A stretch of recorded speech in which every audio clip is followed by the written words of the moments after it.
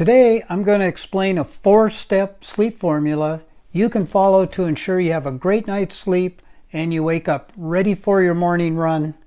And at the end, I'll show you how you can track your sleep so you know how recovered you are for your runs. Hi, Sherpaherb here. I help runners over 50 run like a kid again, and getting a good night's sleep is your first step. So let's get started. So here's the formula. It's 10, 3, 2, 1.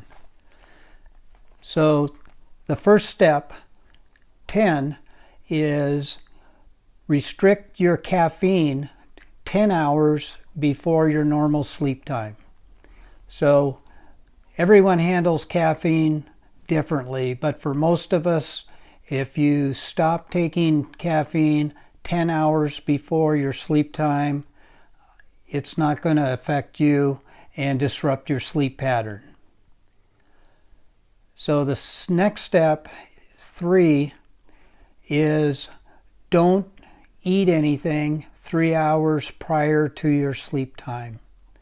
So whether it's dinner, a snack, or whatever, just cut it off 3 hours before your sleep time so you don't have your stomach still digesting food while you're trying to go to sleep, or you're taking in some sugar and spiking your insulin while you're just trying to shut things down and go to sleep.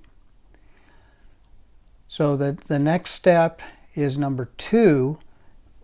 So 2 hours before your sleep time, that's when it's time to shut things down. And what I mean by that is if you're doing work or activities with the family or anything like that, you want to shut that down about 2 hours before your scheduled sleep time.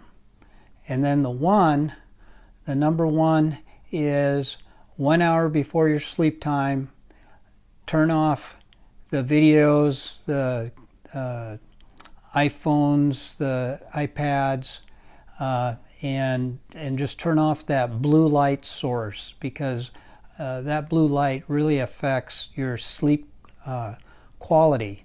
And just shut it off, and you'll see you'll see that you'll be able to fall asleep sooner. Now, the neat thing now, at least on iPhones and iPads, is there's a kind of a nighttime mode you can select to turn that blue light spectrum off. So, maybe you can cheat a little bit with that. But that's the formula. 10, 3, 2, 1. 10, caffeine. 3 hours food. 2 hours activities. 1 hour video screens. So that's a formula you can follow to get a good night's sleep. So how do you know if it really worked? Well, most time we wake up in the morning, we know if we had a good sleep or not. But if you're doing a run,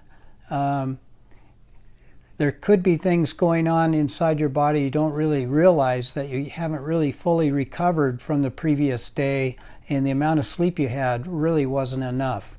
So the way to check that is to take your waking heart rate or your resting heart rate.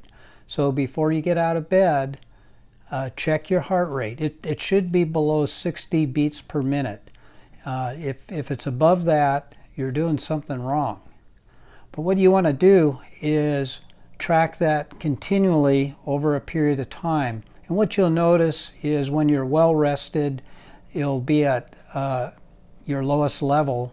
And then there'll be certain mornings when you wake up and it'll be elevated a bit. And those are the mornings where you really don't want to have a hard workout plan that day, because what it's indicating is that you haven't really fully recovered from whatever you did the day before. Now there's you can check your heart rate with just your finger on your pulse, or now there's an app for that. You can use your iPhone or something like that to to record your heart rate every morning. And what I'm using now is actually a heart rate variability app, which measures a little bit different. Other than just your heartbeat, it measures the variability between the beats. And I'll put a link down in the description to an article kind of explaining that and what the app is. But the moral of the whole story is to get a good night's sleep, follow this 4-step formula, and then keep track of it every morning by checking your heart rate or your heart rate variability, so you don't end up overtraining because you haven't recovered enough the night before. So if you like this video, please hit the like button, share with your friends, and please subscribe to the channel so you can get my weekly updates.